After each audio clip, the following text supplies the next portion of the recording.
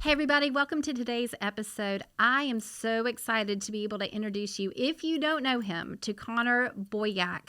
He is the founder of Tuttle Twins. He sold over 6 million copies. Some of you have probably heard of his books and his animated series with Angel Network. But he's also the president of Libertas Network. You will not believe all of the things that he's doing and how he's fighting for freedom and the future for our children. His passion around family and the dinner table and what starts there and how it grows. You all are in for a huge treat. Buckle up. There's a lot of information on this. Let's lean in and be informed.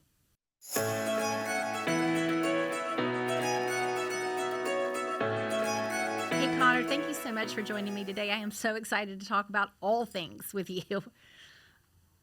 Thanks for having me. Absolutely. So I have a lot of specific questions. I love so much of what you're doing in your work. But before we get started on the details of everything, will you just share with everybody a little bit about you and your family and your background and some of your work, generally speaking, and then we'll jump into a lot of the details. Yeah, I mean, like you're alluding to, I have my hands in a lot of things, but they all kind of center around helping families raise competent, curious, critically thinking kids. And part of this is an outgrowth of the fact that I'm a byproduct of what I call the public school system. I went through the system. I graduated begrudgingly, barely. I didn't enjoy the experience. And I went to college and I got the degree because that's what you're supposed to do. And it was only after college and in retrospect that I realized how poor a lot of my education was and how I didn't really actually need to go to college for the career that I chose, and how ill prepared I was in terms of understanding things that I started to develop an interest in, which is kind of politics and community engagement, economics, things like that. So through a lot of self-study and learning, I developed a passion for these things. I started writing about them, sharing about them. And now with, millions of books sold and millions of kids that we're helping, I've kind of been able to help kids shortcut in their own lives what took me too long in my own life. So really just trying to help families get a leg up and say, what does it mean to be successful? What are the ideas that make for a successful life and society? And how can we not only learn those ideas, but then go put them into practice and thrive? So that's kind of in a nutshell. Everything that we do is around empowering people, educating them, and helping them level up in their life. Awesome. Well, my guess is that most people have maybe know about you or have heard about the Tuttle Twin, the books and the series that you've written. They're phenomenal. They're so it's so exciting what you're doing. But will you share a little bit about the book series, what it's about, who it's for, just your whole idea, and then I really want to talk about who's using it, because I think that might surprise people. Yeah, so the Tuttle Twins started because in 2013, a buddy of mine, Elijah, who's now the illustrator and my partner in the Tuttle Twins, he and I both had young kids. We're very passionate about freedom, and I found myself wanting to talk to my young kids about these types of ideas. And so I went on Amazon, literally was like, books about property rights for kids or free market economics for toddlers. And For toddlers. I like everything's on Amazon, right? I'm like, surely there's got to be something like this. There was nothing. And so that was kind of the marketplace void that gave rise to the opportunity. So Elijah and I teamed up and we wrote one book. And there was no vision for anything that it has turned into. It was just a fun little project. We both had jobs, et cetera. And there's so much demand, even from like starting with nothing. No one knew who I was or Tuttle Twins or anything, but a lot of people were like, hey, when's the next book coming out? And then the next book. And so, we very much leaned into that demand. And now we have over 3 dozen books from toddlers to teens. And initially we marketed these as, number one, children's books. What we've realized since is that they're family educational resources because the parents are learning alongside their kids. Most of the parents, like me, are products of the same public school system, and therefore didn't learn these ideas that well. So they're more for the family. They're positioned for the kids. They authentically are for the kids, but parents are often learning. So that was one big aha. The second was early on, we were framing these as really good, like homeschool resources. Like this could be your curriculum Right. for economics or for government and history and so forth. And again, authentically, that's very much the case. Roughly half of our audience are homeschoolers. But along the way, what we realized is that even though we were early on kind of positioning these as homeschool resources, tons of families who have their kids in public school or charter school or private school were getting the books. And through focus groups and surveys, we realized what it largely boils down to is that these families see the Tuttle Twins as a counter agent to what their kids are getting exposed Wow. to from textbooks and teachers and TikTok and everything else. It's like, hey, your mind's being filled with all this nonsense from places I can't control or I don't know about. In the home at night after dinner, let's just read a Tuttle Twins book, and it can kind of help, hopefully, clear your brain of all the filth that's put in it or these different ideas. Or, counteragent sounds kind of sinister, and there's all these bad ideas, which I think there are. We could easily talk about that. But in a more benign way, for a lot of families, it's just a supplement. Even if their kids are in school, That's they know right. the teacher probably isn't teaching American history that well or in a way that the kids like. And so our books become a supplement to make sure that the kids are learning those right. So we're kind of split down the middle, half homeschool, half everything else. It's that much. And the parents are learning along with their kids.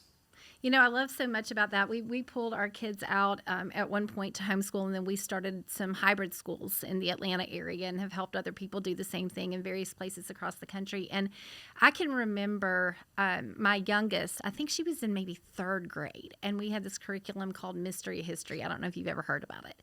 I But haven't. I mean, I would read that with her as a third grader, and I would get so angry that I was learning so much information that I did not have a clue about. It was so rich. And so I just affirm the fact that, when there's great quality, we've missed so much of that in many cases. And to learn alongside and with your family is just an incredible opportunity. So I love the fact that families are seeing that, and I've experienced it so much. And the other thing that I love about this is just that supplemental, that we don't have to just sort of abdicate to wherever our children are in school, that there are resources that we can find that help. Right. And it's not just the turning over or believing, this is the only option I think I have, and so therefore I have to just sort of take what's given. But that so many families are waking up and sort of digging in and having the conversations with their family around the dinner table or after school. I think it's so powerful. I appreciate that you said that in large part because of your mention of the dinner table. We, like all of our work, whether Tuttle Twins or our other projects, because we're focused on families, we think the dinner table is where we save America. Many people are focused on what's happening in the Capitol, what's happening in the courtroom, what's happening in the classroom. And look, it's important to engage in all those places. Don't get me wrong. But at best, we're playing defense in those places. I want to go on the offense. I want to be proactive. I want to leave a legacy. I want to do good. I want to move the needle. And we rarely see that in those institutions. And so we think our organization, Libertas Network, which is kind of the parent entity over all these initiatives that we do, we think that it's the family dinner table that we need to optimize for. That if we can serve families, that if we can create resources, events, opportunities for families, if you can penetrate at the dinner table level where a family is talking about whatever the idea is or whatever the event is, they're talking about it over dinner. If they're then kind of saying, hey, let's do this, or let's sign up for that, or let's get involved with this, that's where you can really incubate ideas where they're going to be discussed, debated a little bit, where those ideas are going to be applied. Like the biggest thing I think we get wrong, those of us who are kind of on the freedom side of things, is that most organizations, if they even try and educate younger kids, like teenagers or younger, if they even do that, which few of them do, they will do it, almost all of them, through the classroom. Yeah. So they'll work with teachers and they'll train the teachers. And again, I don't want to knock any of this. It's all great. It's all important that we're doing it. But I find it highly inefficient. Why? Because let's say you do a class presentation on American history or whatever your topic is. Kid goes home and mom says, hey, sweetie, how was your day? Fine. What did you learn today? I don't know. Right. And there's a mismatch because mom and dad, Right. Mom and dad aren't aware of what the kid learned in the classroom. They don't have a shared language. Therefore, they talk about whatever else there's a shared language around, but not that. And so our whole approach with the Tuttle Twins and our other programs is we want to get these ideas at the family dinner table so that mom and dad and kids have that shared language and they're able to build upon that foundation, as opposed to that mismatch that when you go through the classrooms, the kids or the parents just aren't even aware about. So I really like that you brought up the dinner table, because we use that as the mental image of we need to make our ideas relevant enough that the families are talking about it over dinner. That's when we know we're succeeding. Yeah, I could not agree more. I'm so passionate about, even with all the things that are going on political, and it seems that, politics is in everything and everything's in politics at this point, and that is the conversation. And, back in 2020, I started going down to the Capitol, and I would be someone who I wish had had these books earlier, because I joke around and say I was so passionate about what was going on and freedom for the family and all the things, but I didn't know anything. I mean, I really was like, do I need to watch, Schoolhouse Rock in order to figure out what I'm doing before I show up at the Capitol? Because there just wasn't a lot. I didn't retain a lot. But the fact that, families, like we the people are families. Families are we the people. That all works together. It's the people. And that all the discipleship happens at home with the family. We have the majority of the amount of time, even if our kids are in public school. There's still so much time. We just have to capture the time and have something intentional to talk about. And so I couldn't agree more. The dinner table and the car ride and the walk down the street is just such an opportunity if you have the materials and the resources and you feel confident to have the conversation. So I love what you're doing. What's really critical, Suzanne, about what you just said, I've spoken, I don't know how many dozens of like homeschool conferences and education conferences, and particularly for the parents who are homeschooling, they're trying to do it more intentionally. They want their kids to learn the right way, right? And there's so much burnout, because primarily it's the moms. These moms they start with a big vision, and I'm going to educate my kids, and I'm not going to have them be, brainwashed or whatever. And so they start down this path, but they feel like, wait a minute, I need to be the history teacher now, and I need to be the math teacher, and I need to be the science teacher. And again, largely because most of these parents are products of the public school system, they weren't maybe good at science or math or whichever the topic was. And what I try to tell parents at these conferences, I say, let me give you permission to be an amazing homeschool parent, and here's how. You don't have to be a subject matter expert in any of those areas. Any of it. Get rid of the thinking that you are the instructor. You are not the instructor. You are the resource provider. You are the glue between your child and the abundant resources that are out there, whether it's book or curricula or online things or co-ops or micro schools, or there's so many opportunities. Yeah. All you as parent need to be good at is Googling or using AI now to say, right, my kid's interested in this. I want them to learn this. What's a way to facilitate that? Or what are opportunities in my area where we live? Like, there's just so much out there. And I tell parents, like, don't think that you need to be the authority figure in all the subjects and be able to avail yourself of all those opportunities around you to support you. You just be the connective tissue in the middle. Every parent's good at Googling or, using these tools. And so that's why with something like Tuttle Twins, we try and tell parents, you don't need to know history that well. You don't need to know economics. You don't need to have any of these prerequisites. You're not the teacher. You're the resource provider. That's just buy the Tuttle Twins books, read together with your family, learn together. You'll have some amazing conversations. And take that pressure off. I always laughed when we pulled our kids out to homeschool a bit. I thought, and I've told this to parents for 20 years. If I had to teach geometry, someone could put a gun to my head. I don't understand. I don't even get it. I could not teach geometry to my children if I had to. Math was very difficult for me. I tapped out at about 5th grade. It's not my thing. But that wasn't the point. The things that you're passionate about, dig it and share. But to your point, yep. and so many people think that they don't have options, that I don't have an option, because they think it's either full-time homeschool and I have to be the person, or full-time traditional or even private school. And there's so many innovative options right now. It's such an exciting time in education for families.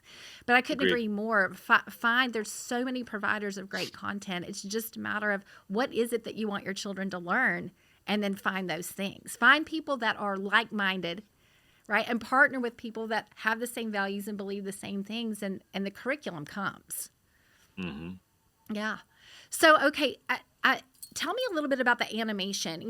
Let's sort of wrap up the Tuttle Twins, the books, the character, all Sure. of that. Will you just share a little bit about where that's gone and what that's happening? And then I want to get back into the parent company Sure. or organization. So the Tuttle Twins books started in 2014. I'll give you a fun snapshot that Yes. people always like being, peel back a layer and learn some numbers. So to give you an example, the Tuttle Twins, we built our own kind of publishing company. So it was all professional quality, but internal to our organization to publish these books.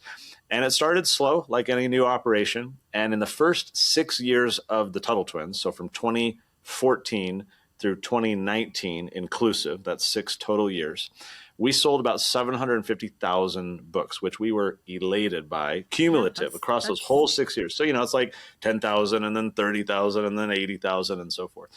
And so it grew over time, and we were tickled pink. 750,000 across the 6 years. 2020 hit, COVID hits. Many parents like you kind of wake up and want to get engaged and what happened to my country and what's going on with, all this crazy.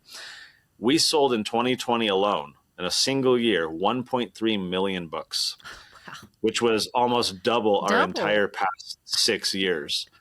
And so that's when we started realizing, okay, the demand is surging. We need way more books. So we created a ton more resources. And one of the ideas that came out of there was we need a cartoon. We need a Schoolhouse Rock for the new era, but with these kind of classic ideas in them. And so some friends of mine, the Harmon brothers, had recently started Angel Studios, and they had done The Chosen and launched The Chosen, and that was going well. And Angel Studios was very hungry for additional content. They were trying to grow this new kind of family-friendly Netflix. And one of the Harmon brothers is on my board, and as I said, I've been friends with them. Their kids have all read Tuttle Twins for years, and so we started discussing what would it look like to do a cartoon. So we spun off kind of a separate company to ours, a for-profit. All of our programs are nonprofit. Okay. But we knew that we needed to raise millions of dollars. And so we spun out a for-profit company.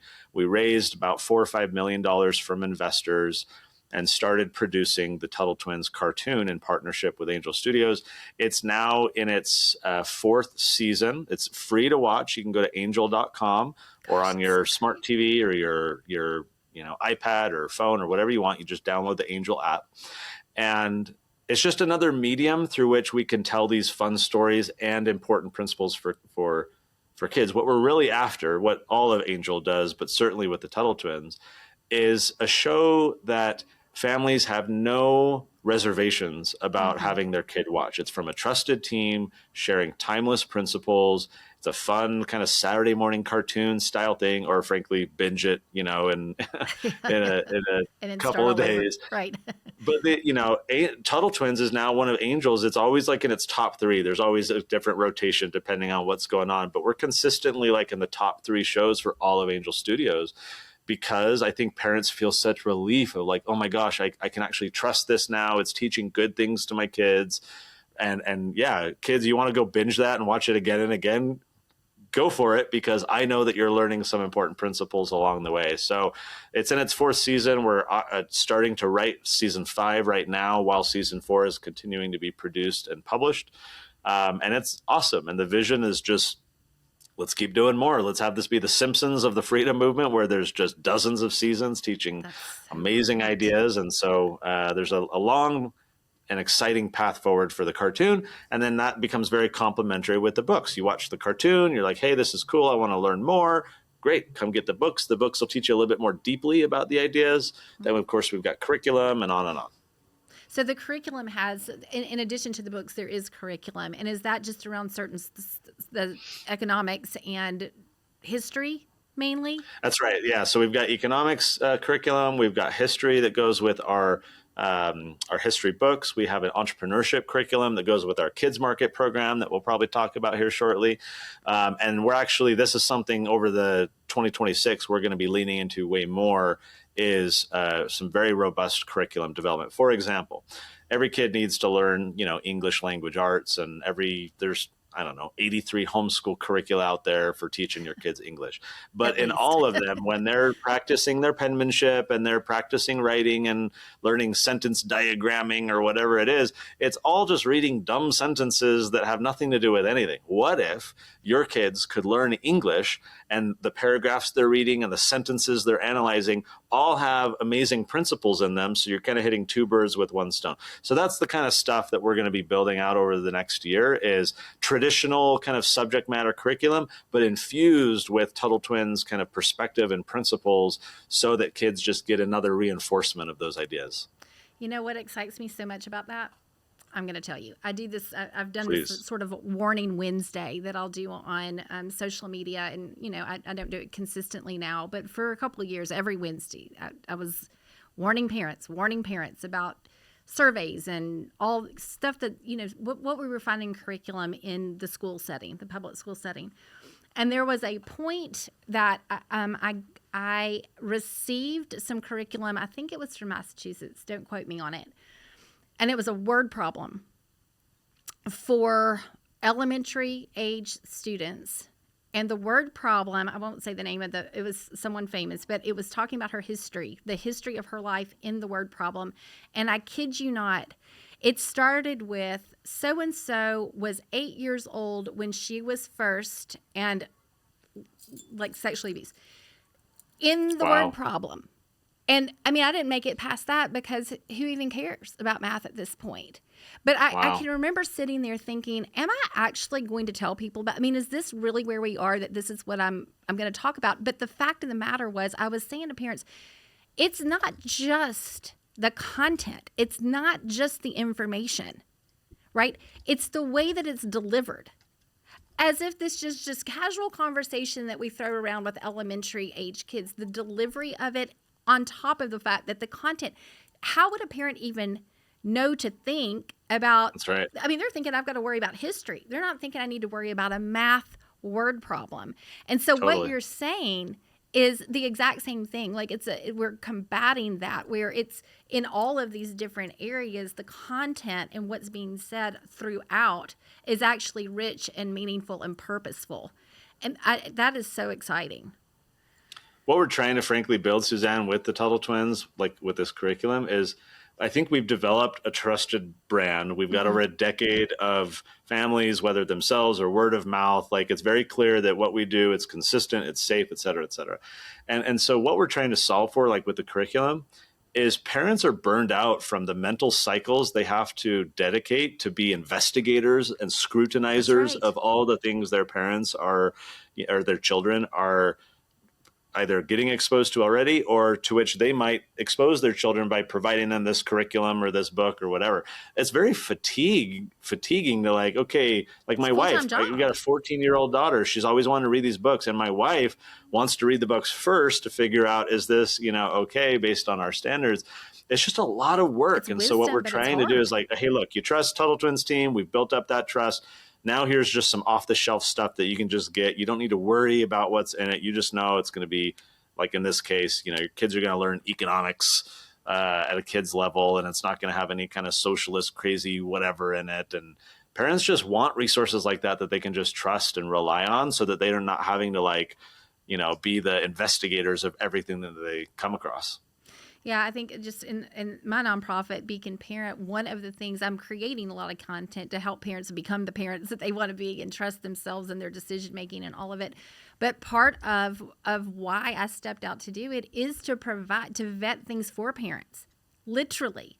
You can try. I have vetted this. This has a biblical worldview, or this has, the framework that you're thinking about, because of what you're saying, because it is a full-time job and they're just trying to get through the day, help their kids be in the moment. And so I love the fact that you're providing it and that you're just expanding like crazy, which brings me to, this isn't necessarily an expansion, but will you talk to us a little bit about the parent organization and those different buckets that are in that you're walking in? Yeah. I'll give you high level, and then you tell me where you want to go. So the parent organization is called Libertas Network.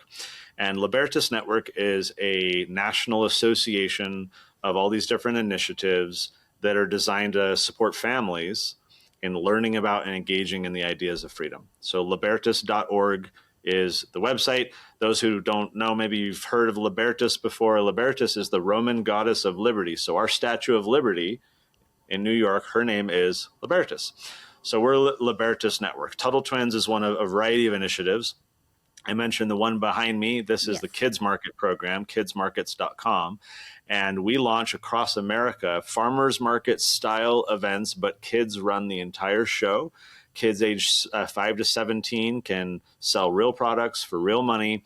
We'll do about 2,000 of these events this year across the country. So no matter where you live, hopefully, at least if you're not in super rural somewhere else, you've got an opportunity near you. And basically, we're trying to teach kids about financial literacy and free markets and so forth by active learning. They're actively selling something. It's not classroom instruction. It's not passive learning.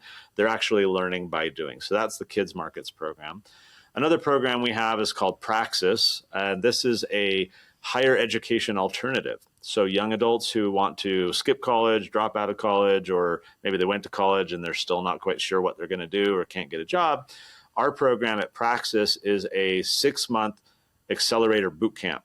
So we train these young adults on sales, marketing, operations, AI, economics, philosophy, basically turning them into a very well-rounded generalist.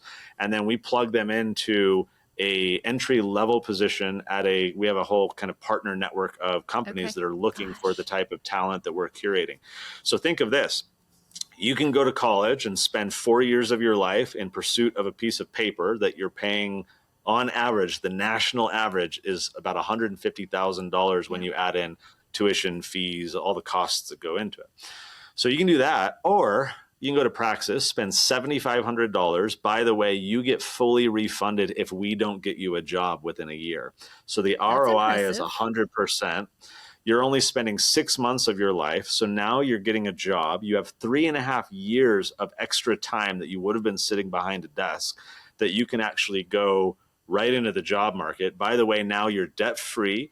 You're getting married earlier because you're in a healthier financial position. You're getting a down payment on a house while everyone else is crushed under their student debt and living with 6 roommates. And so Praxis is a much healthier solution for family formation and for financial success for these young adults who, look, if you want to be a lawyer, like you got to go through the hoops and you got to go to law, like obviously. Right. But for like 90% of people out there, they don't actually need to go to college to be successful in their chosen career, their desired interests. And so Praxis is another example of let's empower these young adults to have healthier, better futures to actually go and succeed. We have a think tank called Libertas Institute, where we partner with state lawmakers around the country to actually change laws. We started here in Utah, where our headquarters is, and now we work around the country. We have a public polling company we just launched called Overton Insights, which does opinion polling to try and figure out where does the public stand on certain issues. That information then helps our think tank and our legislative partners figure out, okay, like here's where the public's at. So let's try and pass this law, or let's do this type of communication campaign to, persuade them that way. So we got other little things, but those are the core parts of our program, all under this umbrella about whether it's, look, we're changing a law, we're helping a family learn about these ideas, we're trying to set their young kids up for success. I'll give you one more, and then I'll throw it to you to figure out where you want to go. Yeah. So this is a brand new thing that we're doing, but this question came up like, all right, we're building this national network of families, and whether they're coming in through our Kids Market program or Tuttle Twins or whatever it is, we've got this big network. How do we serve those young people as they get older, or the parents as well? How do we serve those families? So we've created or are creating a new program called the Libertas Action Coalition. And what it is, I'll pick on you, Suzanne, as an example. So let's say you live in Atlanta. So what if I could connect you? Let's say you're part of our network. You start reading the Tuttle Twins books. What if I could say, hey, Suzanne, I know the think tank in Atlanta that's actually working on Georgia policy, and I could connect you to them to go to the Capitol, to join their organization as a volunteer, to attend their events, to engage with them and be part of the solution in your backyard, in your community. So that's one way that we can help, is just being that connective tissue. Yes. Right. So that could help you. But then what about, let's say you've got, do you have kids? And if so, how old are they? They've all launched. My youngest one is 23. Okay, I'll use the 23-year-old as an example. I'm sure this isn't the case with, is it him or her? It's a her. That one's a her. Her, your girl. Okay. So this probably isn't the case with your girl, but let's imagine that she's just kind of adrift and doesn't really know what she wants to do, but she's passionate like mom about, let's say, fighting for freedom. Well, what if with, young adults like that or teenagers around the country, we could connect them to internship and employment opportunities in the freedom movement at civic groups or think tanks or community organizations or all kinds of stuff. So what we're building right now, we're calling it an opportunity portal, where your daughter could go in. Think of this kind of like a dating app, which everyone hates dating apps, so maybe that's a bad analogy. But she could go into our portal and say, all right, here's my profile. I'm really passionate about, let's say, health freedom and about parenting rights and free markets and regulation. So let's just say she picks those as her topics. And then she could say, I'm really good at, or I want to learn more about writing and public speaking. And, maybe I want to get into like scholarly, academia type stuff. So she would just go in and say, here's all my interests, or here's what I want to be involved in. On the other side of that equation, we've got organizations around the country in our network. They'll go into that portal and they'll create the other side of the dating app profile. They'll say, here's what we have to offer, right? We are, let's say in Atlanta, for example, there's a group called the Foundation for Economic Education. They're operating out of Atlanta. So what if they went into their side of the portal and they would say, hey, we offer internships for young adults who want to learn more about or get involved with economics. Or we offer writing seminars during the summer that are these 8 weeks, and this is what it pays. So basically, all around the country, we have all these organizations who can load up their opportunities, what they have to offer. Our national network of young people can go create all of their profiles, and we play matchmaker between the young people and the organizations who are looking for talent. They're looking for young people to get involved. By the way, we've got all these young people. So that's what we're building right now, is a way to connect young people around the country to those opportunities so that the freedom movement more broadly can have this like talent pipeline of young people that are just coming in and getting involved. That is phenomenal. I can't wait for people to just hear that. And will that be launching in 2026? How close are you to that? And then also just connecting people with interest to the think tanks in we're just starting to build it, and the hope is that by fall is that we're ready to launch. That's the goal. That is absolutely amazing. All right, let's go back. Can we go back to the kids market again real quick? Because I would love for parents to know how their kids would get involved in that and what that looks like, how much time, and what does that actually look like practically?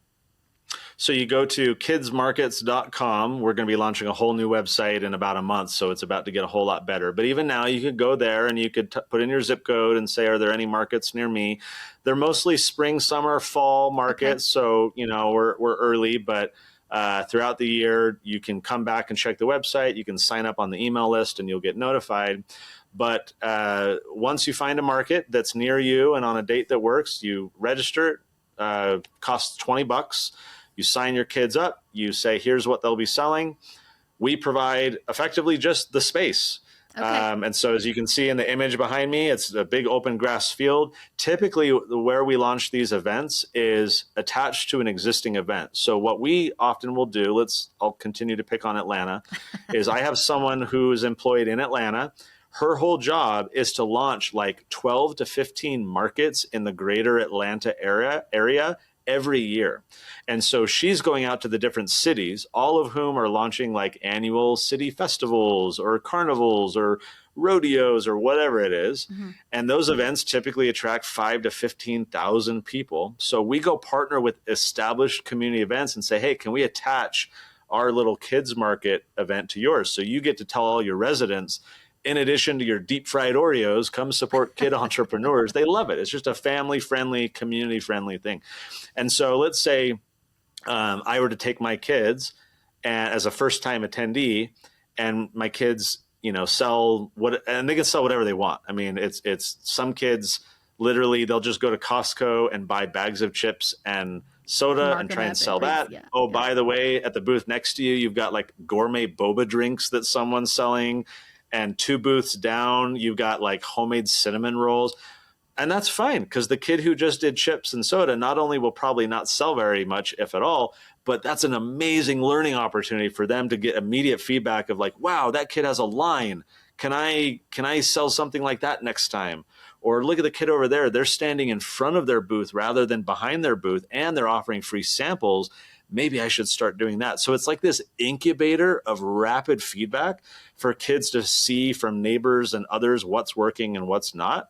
And so let's say the kid just does chips and soda and they're like, this is a dud, but man, I could totally pull off something like that.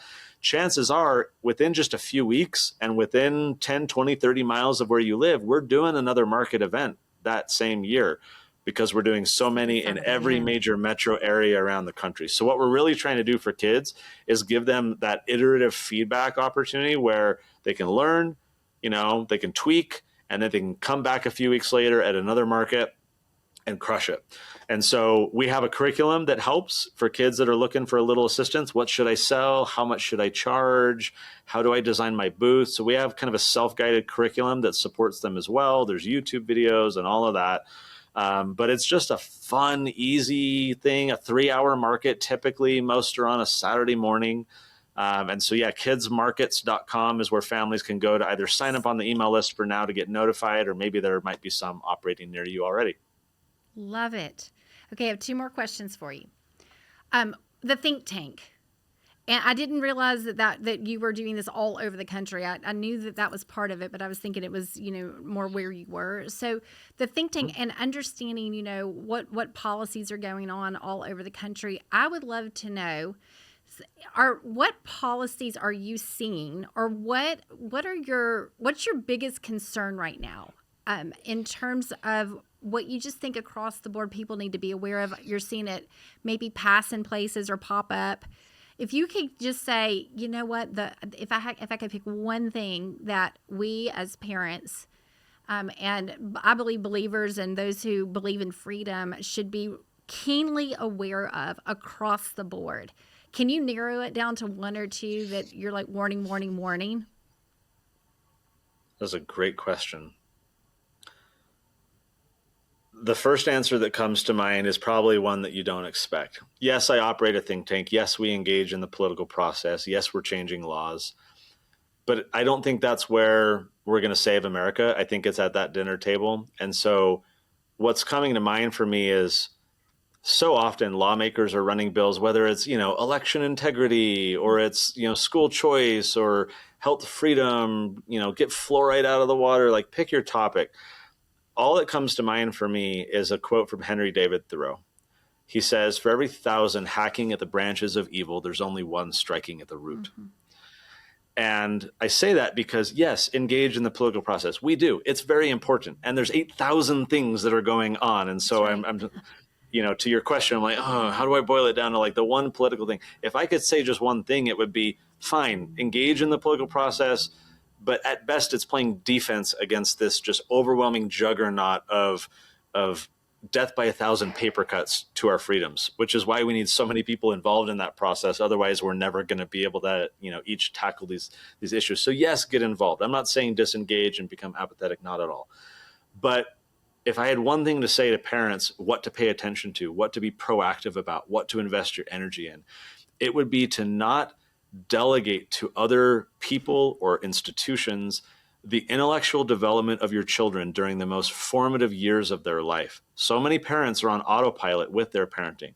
They relinquish to the schools the intellectual development of their children, or to the churches the moral, development of their, again, these institutions can be helpful.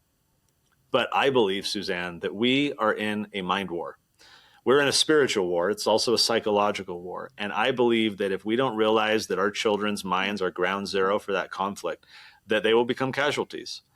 And so many parents don't realize what's at stake, and they just assume the best, and they just go along and I was raised this way and I turned out fine. It's like, it's a different battlefield than it was 30 years ago.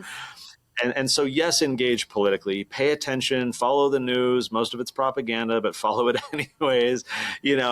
Meet your lawmakers, go take the mayor to lunch, like still get involved. But let's recognize that at best, we're playing defense there. That's not really going to save the country. What's going to save the country is what you do at the dinner table. It's being intentional in how you raise your children. It's helping them become critical thinkers. It's helping them foster a skepticism about the messages in the media and everything that they hear around them. It's giving them a foundation of truth. This is why, Tuttle Twins to us is so important, of just instilling those principles that as they go out into the world, they will be able to withstand all the contrary messaging and all the crazy that they hear, because they have that foundation rooted in truth. If parents just focus on one thing, I would say, don't be indifferent, don't delegate, don't assume the best of these other institutions. Be very proactive in making sure that your children, you recognize that they are ground zero in the spiritual and the psychological battlefield that we're in.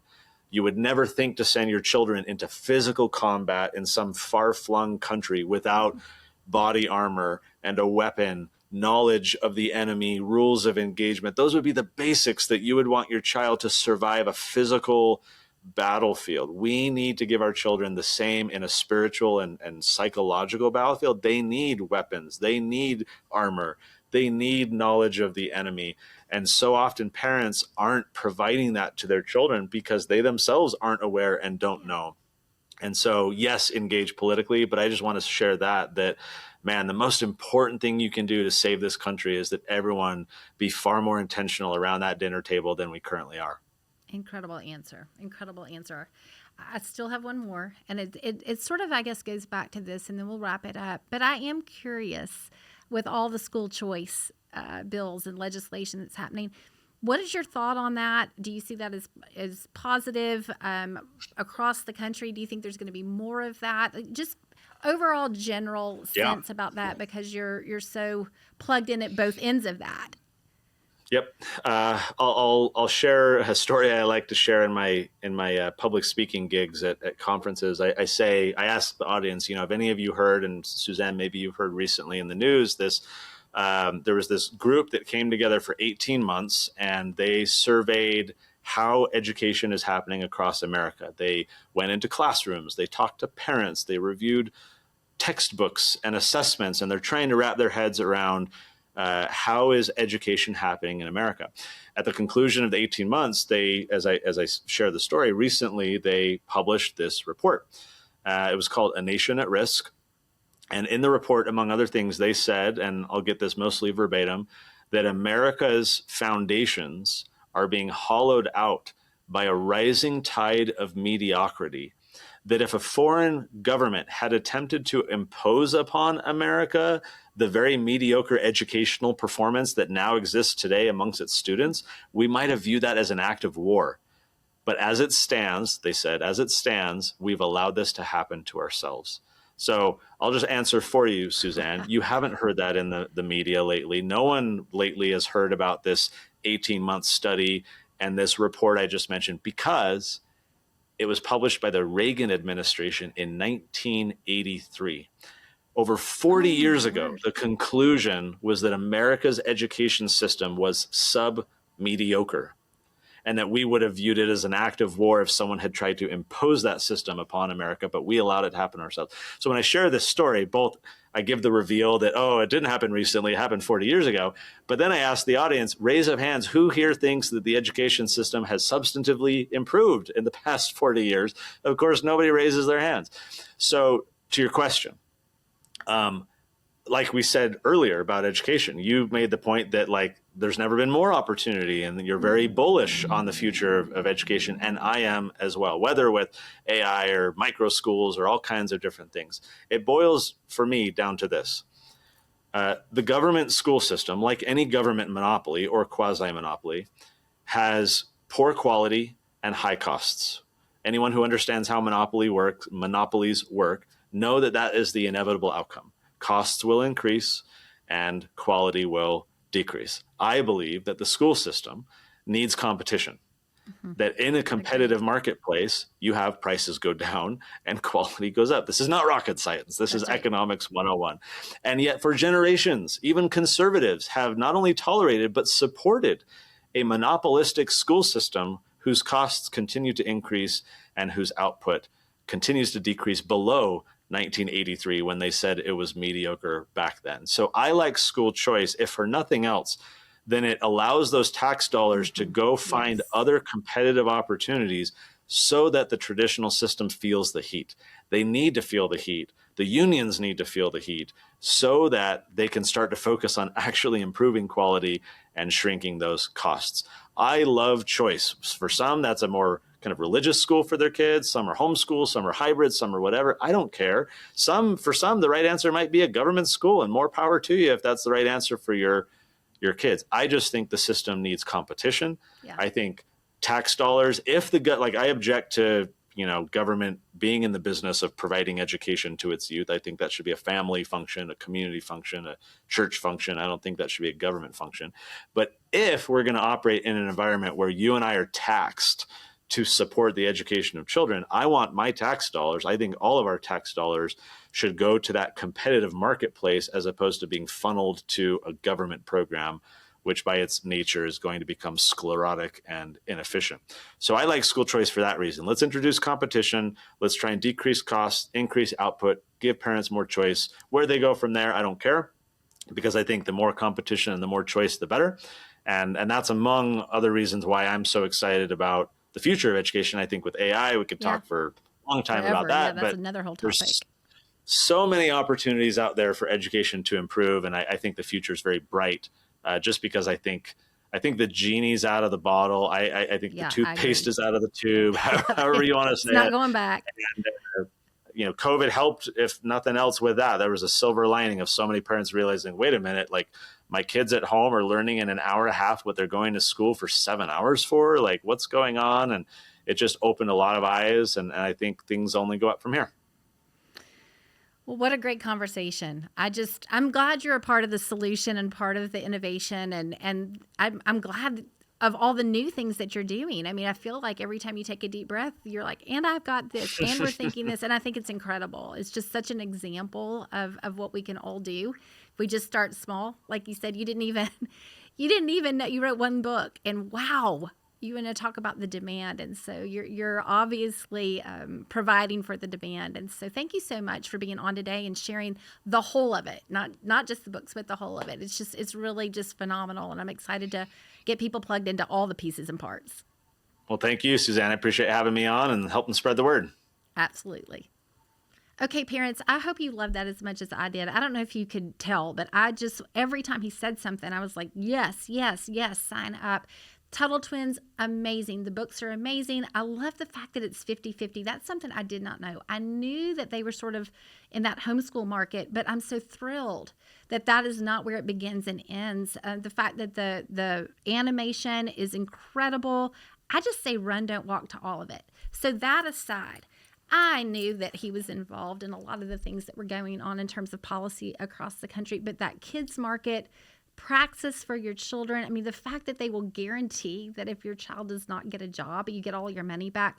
I mean, that is telling you what kind of quality that they're offering. So I'm thrilled that he was on. I think the most powerful thing he said was there kind of at the end, and he said it at the beginning, it all starts at the dinner table. The dinner table is one of the most powerful places you can be. And if we can really have self-control in our families and have some direction and have some vision and make the dinner table a priority, so much can happen there. We are rooting our children in truth. We are sharing with them what our values are and what our beliefs are. And when you use tools like this, you're really preparing them for their life in the future and to be leaders in our country, in our church, and in their homes. So I hope you press in, really dig into everything that there was to offer. I do want to say this. I believe in their products so much. There is a discount code. Beacon Parent will get you 15% off on their products. I would say run, don't walk, and go check them out. Go see what they have. See what fits your children and their age and stage. I hope that this, and I believe it will, all these resources will help you parent with purpose, disciple with direction, and leave an intentional and purposeful legacy.